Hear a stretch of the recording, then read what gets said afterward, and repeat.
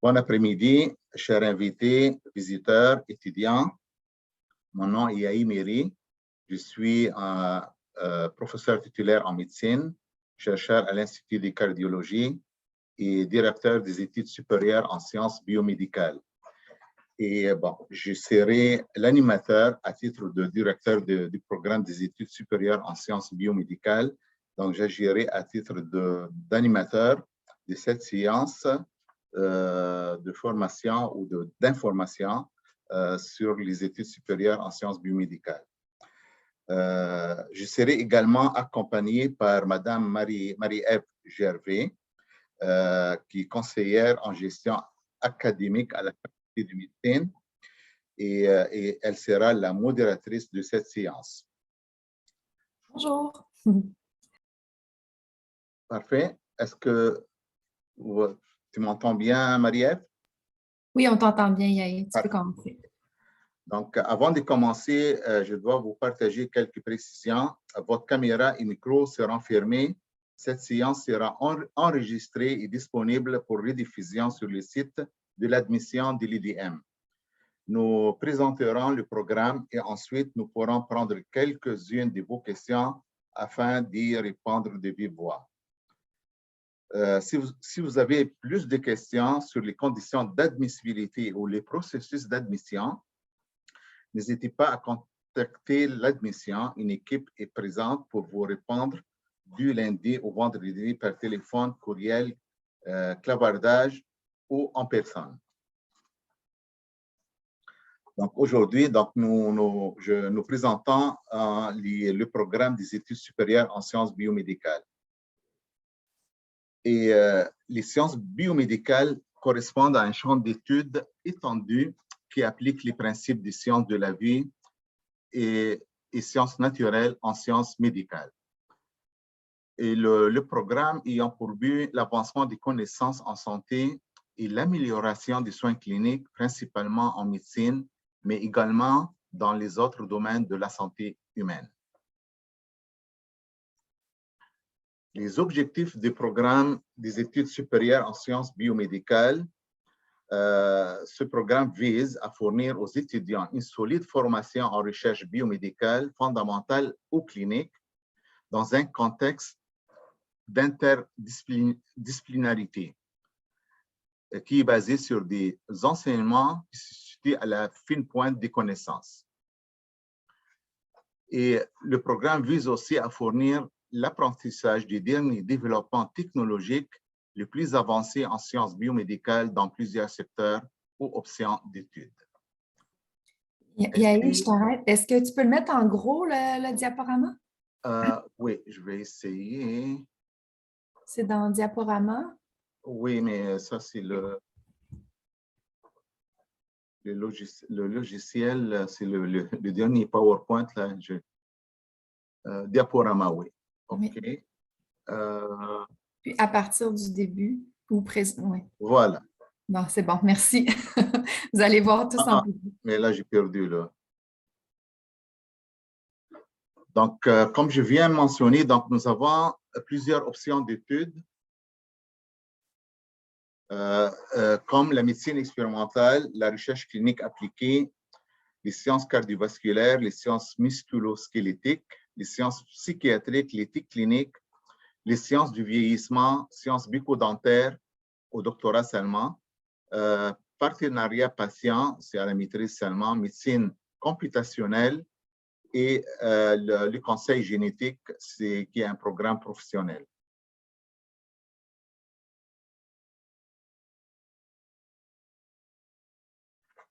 Les objectifs généraux de la maîtrise en sciences biomédicales sont d'initier l'étudiant à la recherche clinique, à la recherche fondamentale biomédicale dans un milieu clinique.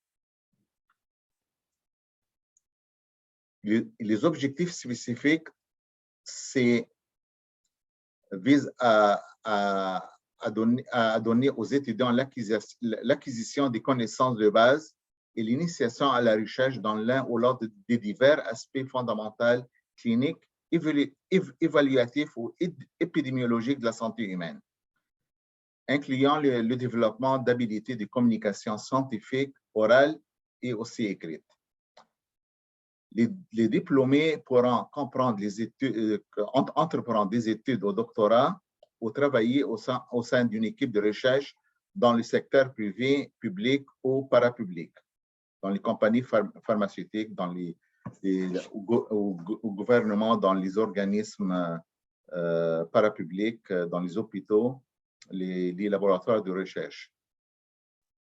Les objectifs généraux des doctorats en sciences biomédicales sont de former des chercheurs capables de réaliser des projets et des programmes de recherche originaux et autonomes dans un cadre multidisciplinaire comprenant de la recherche clinique fondamentale ou épidémiologique.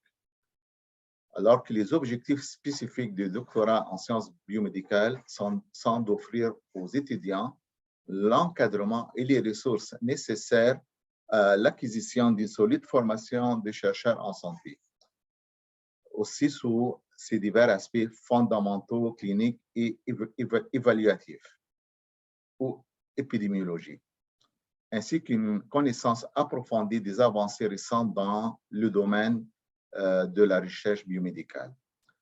Les diplômés devraient être capables de concevoir, planifier et réaliser des projets de recherche dans les secteurs privés, publics et parapublics, et pouvoir envisager une carrière de recherche et d'enseignement supérieur dans les domaines médicaux, donc une carrière universitaire ou d'enseignement et de recherche.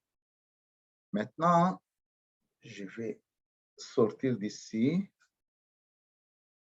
pour aller spécifiquement au notre site de programme pour vous présenter les ressources qui sont disponibles pour les étudiants.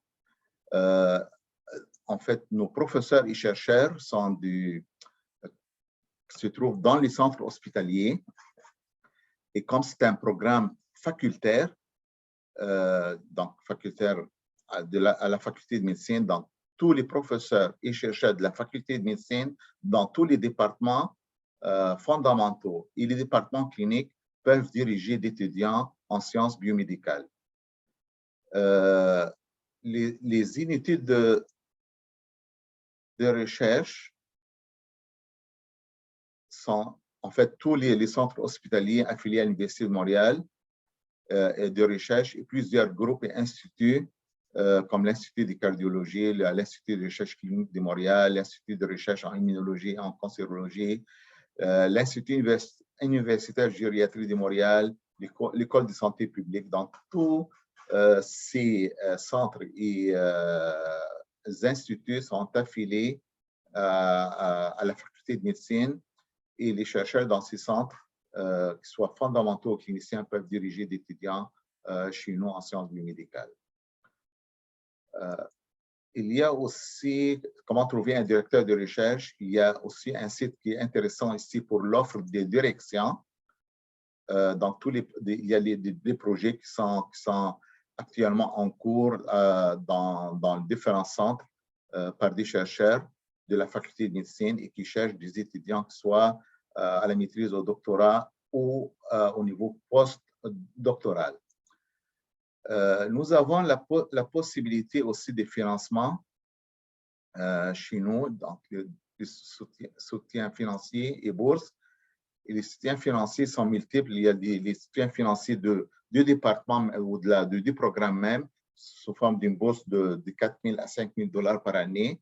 Mais c'est un concours, mais le succès énormément dépasse 50%.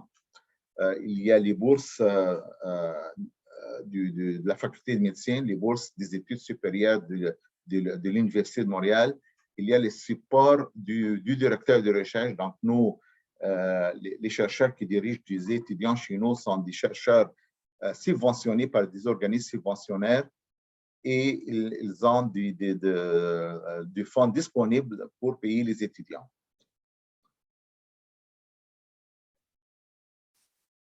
Il y a aussi une section, nous avons beaucoup d'étudiants internationaux dans notre programme et il y a beaucoup aussi des médecins ou des étudiants en médecine qui font le MD, MSc ou des MD, PhD Et aussi, on a les programmes des cliniciens-chercheurs dans beaucoup d'étudiants ou de médecins spécialisés qui font le programme de cliniciens-chercheurs chez nous. Maintenant, je vais arrêter à ce niveau et voir si vous avez des questions. Oui, tout le webinaire will be en français. Okay, the webinar will be in French. But if you have a question in English, I can try to answer to you to your question. Ah, pardon. Oui, tu as déjà répondu. Ça va. OK. Moi, je ne vois pas de questions, ni de main levée, Yahi. Peut-être que... OK. Les demandes de bourse sont valables pour un an seulement. En général, les bourses du programme, les bourses de la faculté de médecine sont valables pour un an. Les bourses des études supérieures et post-doctorales peuvent varier. Donc, il y a des bourses qui sont renouvelables pour une deuxième année, comme certaines bourses de recrutement, certaines bourses de fin d'études doctorales. Et les bourses des organismes subventionnaires comme les Instituts canadiens de recherche en santé ou le Fonds de recherche en santé du Québec ou les fondations privées comme la Fondation de maladies de cœur du Québec ou de l'hypertension ou de l'arthrite sont en général pour 2 ans à la maîtrise et pour au moins 3 ans au doctorat. Attendons voir d'autres. Bonjour et merci pour la présentation. J'ai eu ma licence en sciences biomédicales au Togo et j'aimerais continuer avec le master dans votre université dans 1 ou 2 ans, si la situation me permet. J'aimerais savoir pour ma demande d'admission, quel cycle choisir.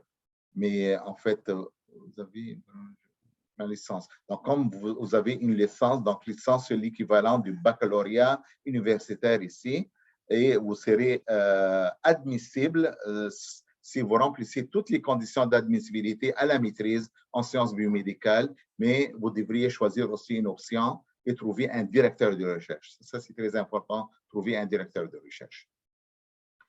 Il y a... On a une autre question par écrit, puis j'ai une main levée aussi, Yael. Fait que, si tu veux répondre à la question par écrit de Cathy, puis après ça, je vais donner la parole à Anthony. Oui. Bonjour, je viens d'arriver. Est-ce qu'il est possible pour un étudiant en biochimie de rejoindre les programmes de dimension biomédicale? Oui, si vous m'entendez.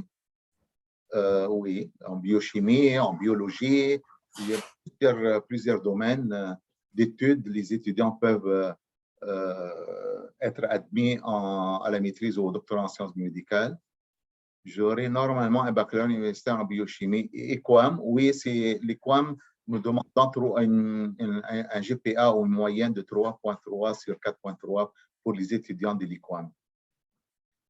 J'ai une question pour l'option de médecine computationnelle. Quel chercheur dois-je contacter pour la direction de mon projet? OK, vous pouvez aller sur notre site web biomédical.imorial.ca et aller dans nous rejoindre et aller dans le responsable d'option. Vous allez voir, je pense que c'est le docteur Casanava. Non, non, c'est pas. Philippe Carazivan. Ben, je vais l'écrire, je vais vous répondre à la question. Je vais aller. Donc, vous pouvez aller. Nous avons la liste de nos responsables de programme et le responsable de la médecine computationnelle figure parmi la liste. Dans le groupe de discussion, là, il y a 2 questions. Il y a une question de Cathy Douglas, si tu veux lui répondre. Une question. Je n'ai pas vu. Elle a un superviseur. On attend les résultats du CRSNG en avril. Est-ce qu'on va faire une demande d'admission en février ou en mai? Attendez, c'est quoi la question? Je n'ai pas entendu. En fait, elle attend les résultats du CRSNG avec son directeur de recherche qu'elle a trouvé. Elle demande si elle doit faire une demande d'admission en février ou en mai. Si c'est pour l'automne, vous pouvez la faire dès que vous voulez, votre demande. Là. Si tu veux ajouter quelque chose. Oui. Yahi, est-ce que tu voulais ajouter quelque chose? Oui, attendez un instant. Donc, j'ai un superviseur, mais est-ce qu'on doit faire une demande d'admission?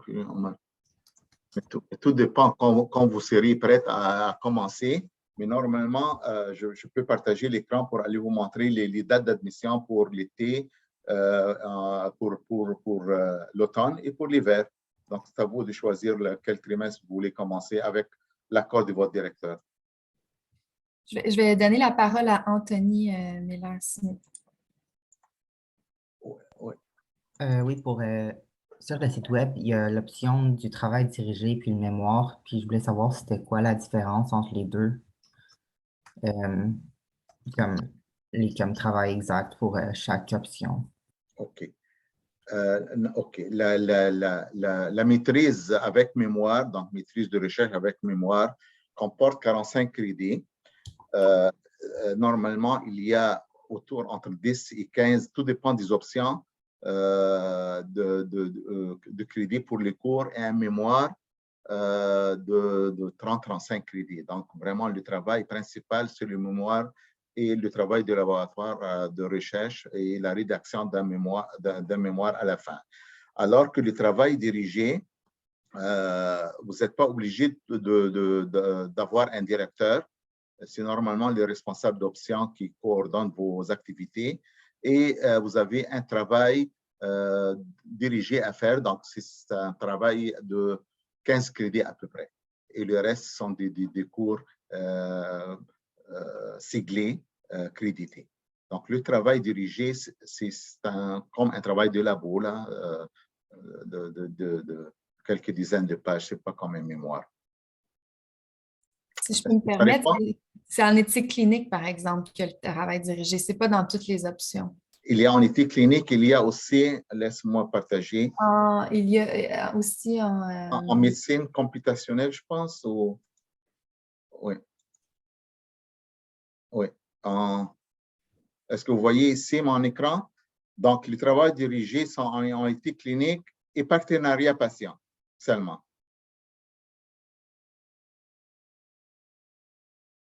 OK, c'est bon, merci. Ça va? OK. Ce n'est pas toutes les options offrent les travaux dirigés. Est-ce qu'il y a quelqu'un qui veut poser une question? Attendez. Je vais commencer en automne. Will the program be in French language? OK. Bon, ça, c'est une question importante. OK. Bon, le programme, c'était en français. Les cours sont en général donnés en français, mais il y a beaucoup de sections dans les cours qui sont données en anglais. Nous avons des étudiants internationaux non francophones qui réussissent bien quand même. OK? Nous permettons, je pense, un cours ou deux cours à prendre à McGill ou dans une université anglophone. Si votre langue maternelle, vos études antérieures ont été faites en anglais, nous vous donnons l'autorisation de rédiger votre mémoire ou votre thèse en anglais. OK? Donc, c'est possible de faire le programme pour les anglophones, OK, mais avec un peu d'effort pour comprendre le français, car quand même, l'Université de Montréal est une université francophone. Mais certains cours, certaines sections dans les cours peuvent être données en anglais.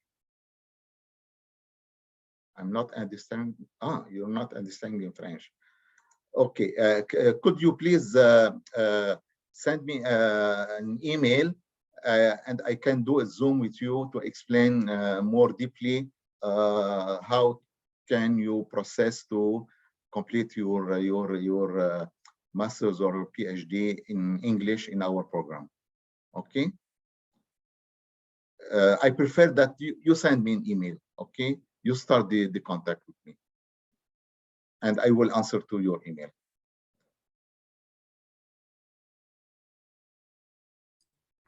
Il y a une réponse qu'on n'a pas répondu. En fait, on demandait est-ce que toutes les options sont disponibles pour l'admission à l'hiver, plus précisément celle de médecine computationnelle? Est-ce que tu veux répondre ou… Non, c'est quoi la question? Je pas. Est-ce que toutes les options sont disponibles pour l'admission à l'hiver, plus précisément celle de médecine computationnelle? Oui, à la maîtrise, oui. Au doctorat, c'est plus difficile. Okay? Mais à la maîtrise, oui. Oui. Oui, ils sont Ils offerts. offerts à l'été, ils sont offerts aux 3 trimestres. Même l'été, nous acceptons les étudiants à l'été, aux 3 trimestres d'études, été, automne et hiver. Mais en recherche clinique appliquée, il est préférable de commencer à l'automne.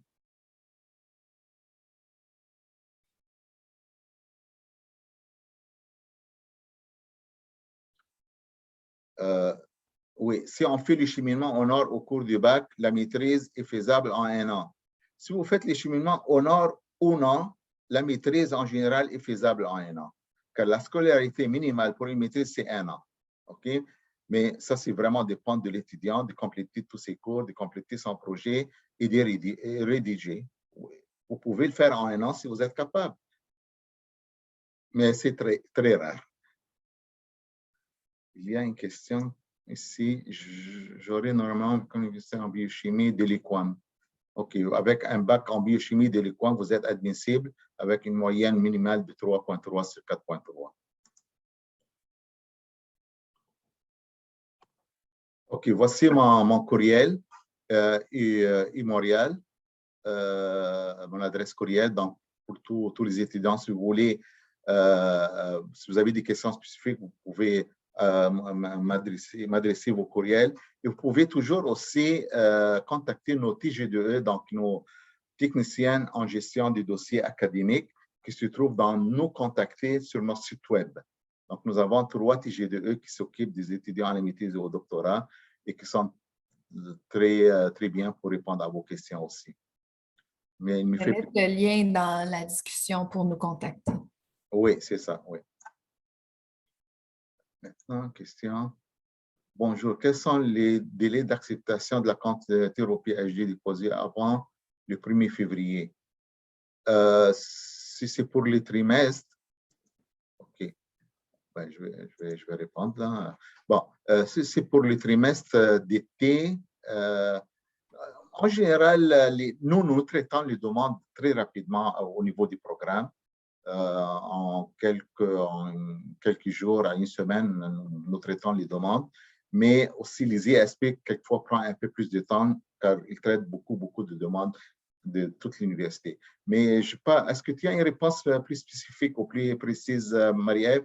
Oui, ben en fait, je voudrais ajouter que vous devez fournir tous vos documents. Vous devez fournir votre plan global d'études, votre directeur. Tu sais, c'est un peu aussi de votre côté, dans le sens que si tous vos documents sont fournis, la TGDE va faire votre recommandation d'admission auprès des ESP, études supérieures postdoctorales. Puis après ça, ça peut aller rapidement, mais vous avez du chemin à faire, là, des documents à rendre, puis c'est ça. Oh, oui, car il y a des documents qui devront être signés par votre directeur, par votre responsable d'option, et surtout au doctorat. Au doctorat, on demande beaucoup de lettres de référence. Bon, aussitôt que nous avons tous les documents, nous procédons, donc dans notre façon, nous procédons rapidement à recommander votre candidature au ESP. Et là, après ça, les ESP, je ne peux pas contrôler les délais au niveau des ESP. Il y a donc ça va. Est-ce que ça répond à vos questions? Et dernièrement, à votre question, oui. OK.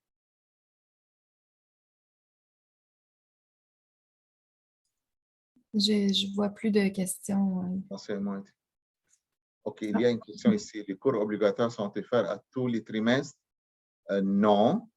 À la maîtrise, les cours obligatoires sont normalement offerts à l'automne. Ben, il y a beaucoup de cours obligatoires qui sont je connais la médecine expérimentale, les cours obligatoires sont offerts aux 2 trimestres en général. Mais les autres options, il y en a qui sont offerts à l'automne, il y en a qui sont offerts à l'hiver. Je ne peux pas garantir que tous les cours obligatoires seront offerts à tous les trimestres. Là, OK. J'ai une question. J'ai une question pour l'option médecine computationnelle. OK, ça, c'est on a répondu. Quel chercheur doit... OK. Bonjour, l'enseignement est-il obligatoire avec la recherche? L'enseignement est-il obligatoire avec la recherche? Ceux-là, j'ai répondu, Yahi. En fait, Ah oui. Moi, ce que j'ai compris, tu vas voir, j'ai mis une réponse, là, c'est que oui, il y a des cours là, qui sont associés, puis ça dépend de votre structure de programme, là, les cours que vous devrez faire en même temps que la recherche ou en parallèle. Ouais. OK. Là, maintenant, il y a aussi les courriels pour vous contacter. J'ai donné mon courriel plus haut. Je vous ai mis aussi un lien un petit peu plus haut, c'est biomédical.montréal.ca, nous joindre. Ça, vous allez retrouver les responsables d'options, les TGDE, les techniciennes, en fait, qui vont s'occuper de votre dossier, les coordonnées d'IAI aussi. Puis sinon, c'est ça, le courriel à IAI un petit peu plus haut. Ça va, Madame Cathy? Est-ce que vous avez accès à mon courriel et aussi au lien que Madame Gervais a transmis? Je pense que oui.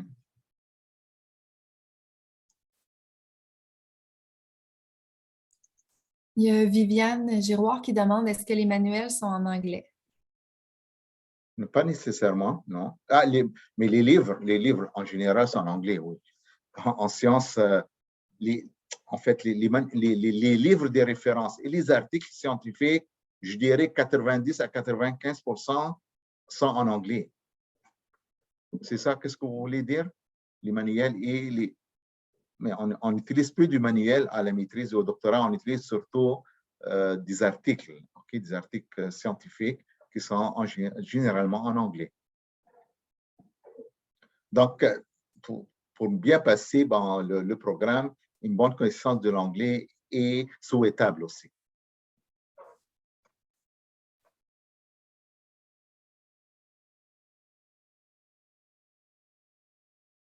Ça va? Il n'y a pas d'autres questions?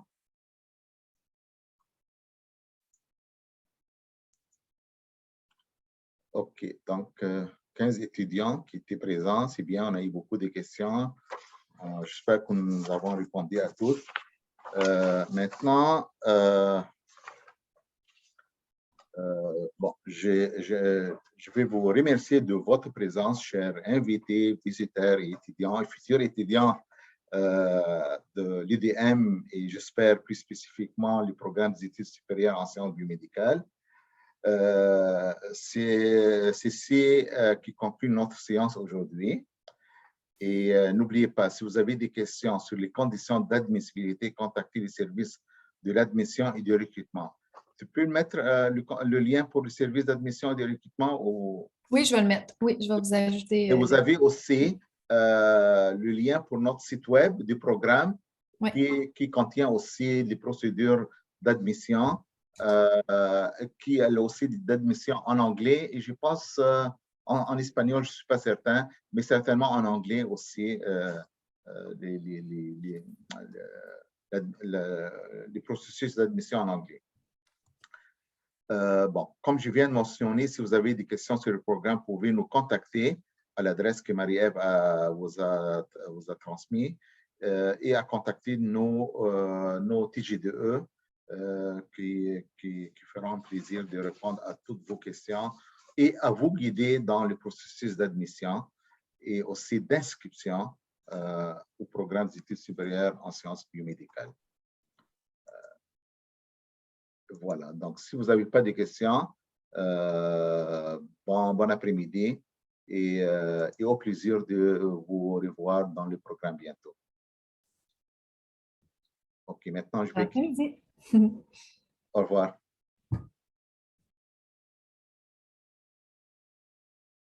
Bon, Marie-Ève, à quelle place on aura en fait, cette séance sera disponible? Le SAR va le mettre en ligne. J'imagine qu'ils vont peut-être faire un petit peu d'éditing ou quelque chose, puis ils vont le mettre en ligne après. Et je pense que le service, le CAR va faire le formatage ou l'édition OK? Donc, des choses qui sont essentielles. Oui. Parfait. Après ça, ils vont le mettre en ligne pour tous. Parfait. Mais merci Marie-Ève aussi. Oui, et au plaisir et à la prochaine. Oui. En présentiel. Oui, c'est ça. Bye. Salut, bye. Bye.